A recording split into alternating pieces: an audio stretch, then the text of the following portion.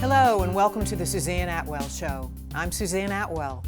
In this episode, Redistricting for Sarasota County Commissioners. A complex process that's part science, part geography, and a lot of politics.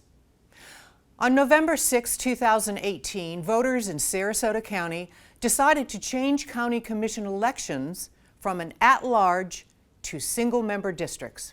In doing so, a 59 to 40% majority instantly redefined the competitive landscape, prompting a year of debate, analysis, accusations of gerrymandering, and political infighting. At the center of the controversy, the Board of County Commissioners map and whether the population was evenly distributed between the 5 districts. As of the release of this program, commissioners have not decided on a new map, but the process and the controversy surrounding that process is notable. The first thing that they needed to do was figure out what the populations were in each district. They were interested in potentially redistricting, but they needed to have some data to go forward with that and to decide if they really, in fact, did have unequal populations. And so they went and they started looking for a consultant who could tell them what the population is in each of these districts. Typically, you'd use census data. That's when redistricting is most often done after a census. But they argued because they went to this change in how voters were selecting commissioners that they needed to do redistricting now, and they needed to get an update basically on the census figures from 2010 and get somebody to estimate what the population was in each of these districts as of 2018. They ended up settling on a consultant called Kurt Spitzer and Associates, helmed by Kurt Spitzer, and he contracted with the University of Florida's Bureau of Economic and Business Research, a gentleman there who did their population forecasts by the name of Rich Doty as a subcontractor to go and estimate the populations in each of these commission districts. After I got into the redistricting issue a little bit, I was contacted by a gentleman named R.N. Collins. He went and looked at this population estimate that was developed by the consultant, and Collins was looking at the methodology that they used for estimating population, because estimating population is very important for redistricting. You need good estimates to be able to even out the population in each of these districts. If your estimates are no good, then the whole purpose of redistricting can be negated, because you don't know that the district lines that you've drawn have equal populations in each district. Based on the revelations Mr. Collins disclosed, we wanted to know more about his take on the consultant's report and what the impact might be if the commissioners adopted those findings. One of the hallmarks of good data is that it can be reproduced from the same inputs. So several months ago, I asked the County Commission to make those inputs available. I have made a number of different public records requests doing that in a number of different ways, because mostly, for the most part, the underlying data has not been provided. So I'm unable to reproduce the results because I simply don't have the data. So I cannot tell whether he has bad housing data, or he has flawed logic in his methodology, or if there is some other slip that makes the results appear as they do, which is that they don't make much sense. One of the things that is very telling is Sarasota County actually has a demographer working for them in their Planning and Development Services Department. Before Mr. Spitzer, Kurt Spitzer and Associates, was given the purchase order to produce the estimates, his methodology was passed around to the staff of Sarasota County. And the demographer raised a question about the methodology and pointed out that if you use this methodology, it will produce bad results, nonsensical results.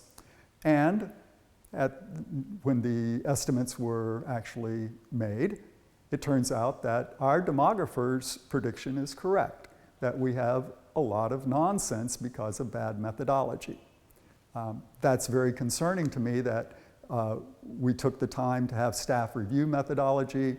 A subject matter expert pointed out there's a problem with the methodology.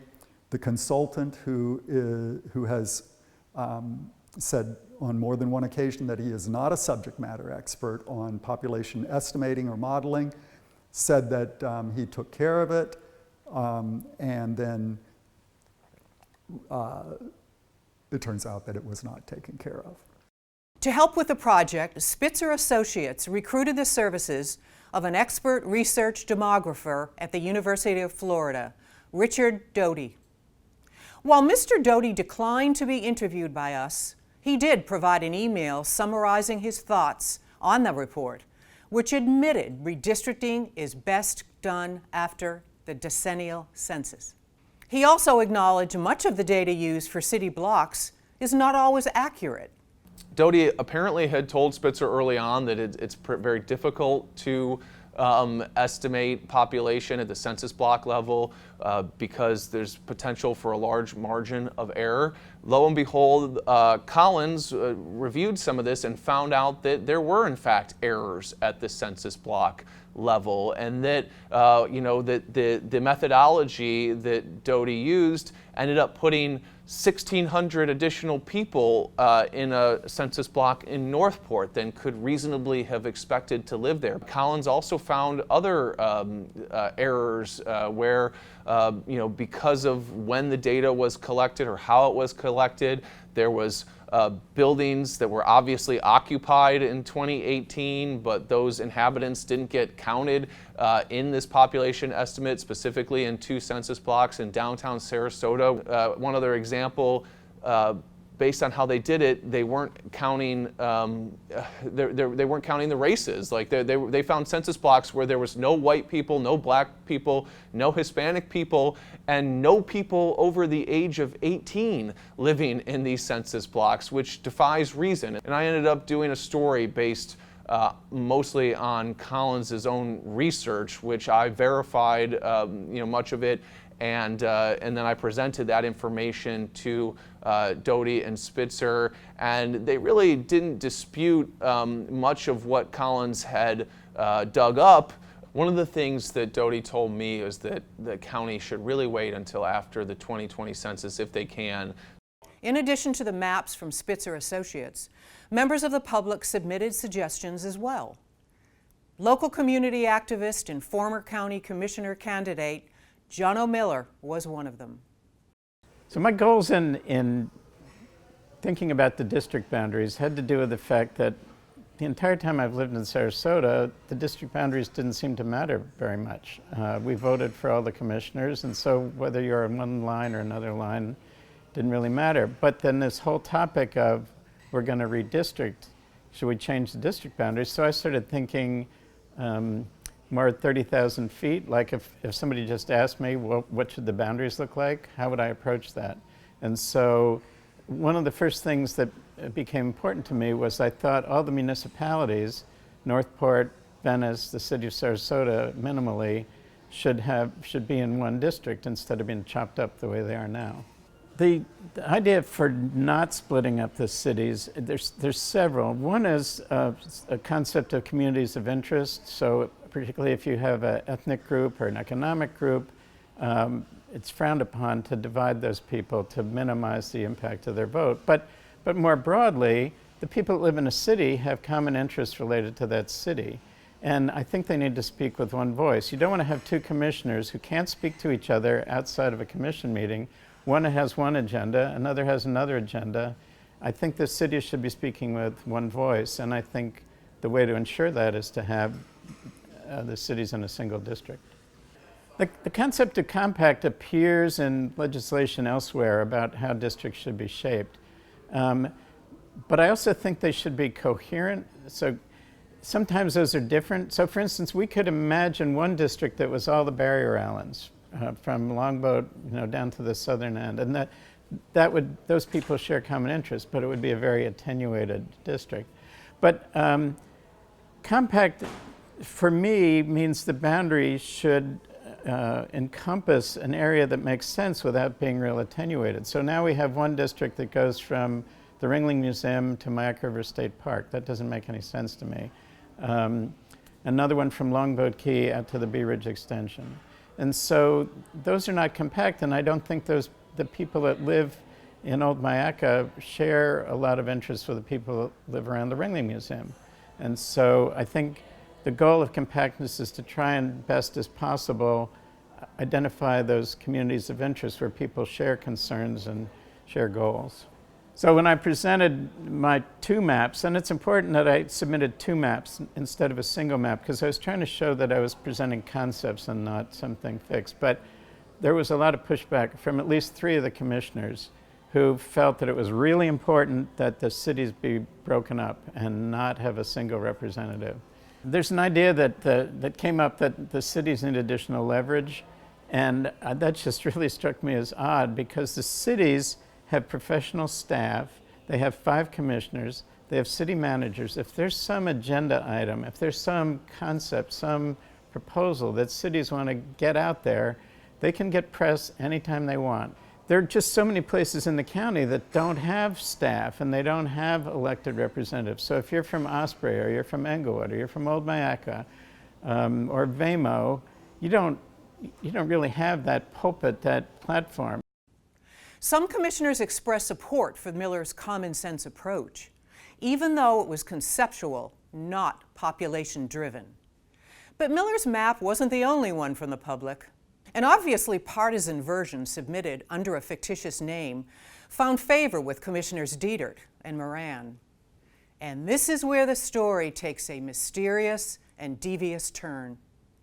And so we get to a commission meeting where the consultant had drawn 3 maps, changing the commission districts, and these maps didn't really change the districts that much. They sort of just moved the lines a little bit, more of a tweak than major wholesale changes, although they did have partisan implications. And then commissioners just started questioning whether they wanted to go with these consultants' maps, and they started talking about, hey, well, we're interested in some of the maps that have been submitted by members of the community. I like how those maps look better, particularly Commissioner Nancy Dietert, Commissioner Mike Moran, and they seized on a map, what they called the Smith map, that was submitted by a member of the public. And so that piqued my interest, and I said, well, we got to go and see who drew this map. You know, the commissioners might use this as the basis for their redistricting effort. Who drew it? Where did it come from? Why was it drawn the way that it was? And so I started asking about that. I asked county officials, I asked county commissioners, where did this map come from? And it took a few days, and then people sent me some information that it was submitted anonymously, and that the name Adam Smith was attached to the map because of a Gmail address that had contacted a county official and notified them of this map submission, and that Adam Smith was really just a name that was affiliated with this Gmail account, but it wasn't a real person. And so I started to look into that, and I said, well, who is behind this Gmail account? Who drew this map? And I started to dig into it and follow some clues. And the clues led me to Bob Wechter.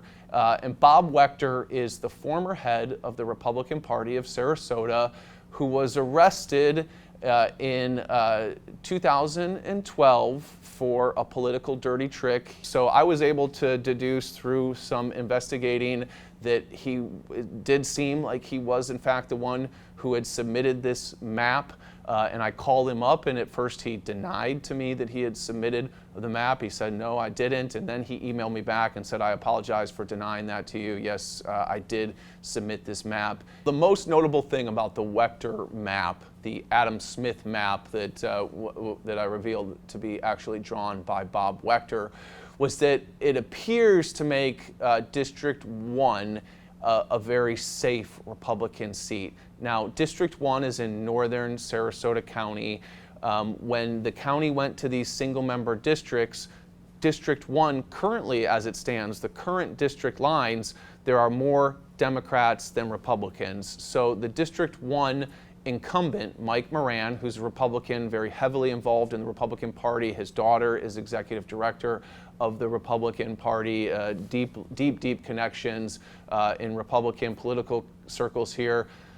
Mike Moran, as the district currently stands, is facing a very tough re-election fight potentially because his district has more Democrats now than Republicans, and the Wechter map changes that very significantly.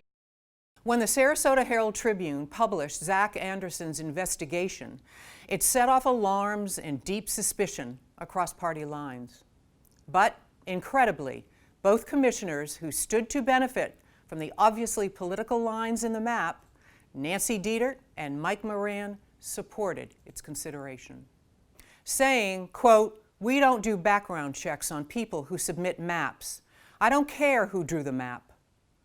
Well, I contacted all 5 commissioners once I learned that the Adam Smith map was actually drawn by Bob Wechter. A number of commissioners did not want to talk to me. I was never able to get a hold of Mike Moran. I was never able to get a hold of Al Mayo. They did not respond to my requests for an interview.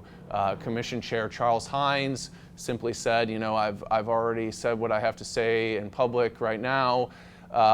Commissioner Christian Ziegler has been against redistricting. He voted against it before all this, and he said, well, basically this doesn't change my feeling about redistricting. I'm still against it. The main person that I spoke to was Commissioner Nancy Dietert. I asked her, what do you think about Wechter being involved in this? And she basically said, well, you know, the Wechter, you know, we don't do background checks on people who submit these maps, and the Wechter map can stand on its own merits, and, you know, the fact that he submitted it, you know, it doesn't really matter. But there are folks who have concerns about the redistricting process.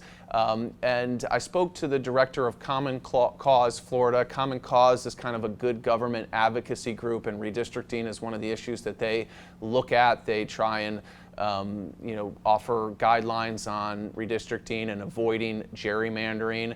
And I was talking to them about the fact that Wechter was able to submit this map anonymously, and the director of Common Cause Florida told me that allowing anonymous submissions, regardless of whether, you know, it's Wechter or anybody else, is really not very transparent. The public should know who's submitting these maps, and that you know, when it comes to redistricting, people's motivations are you know, worth considering. Are you motivated to draw the districts for a certain reason, to help certain people, to help certain parties? So that motivations matter, and that when you have an anonymous map maker, you don't know what their motivations might be. And so the director of Common Cause Florida told me that just the fact that Wechter was allowed to submit this map anonymously raises significant questions about the transparency of this redistricting process. Reaction from the minority community was predictably negative. We spoke to Sarasota NAACP President Trevor Harvey, who called it absolutely insane and said, all we can do is show them they are breaking up a minority community. We are ready and able to enter into litigation. And the dilution of a Hispanic voting bloc is another casualty of the current maps. One of the things that redistricting should look at is the communities of interest.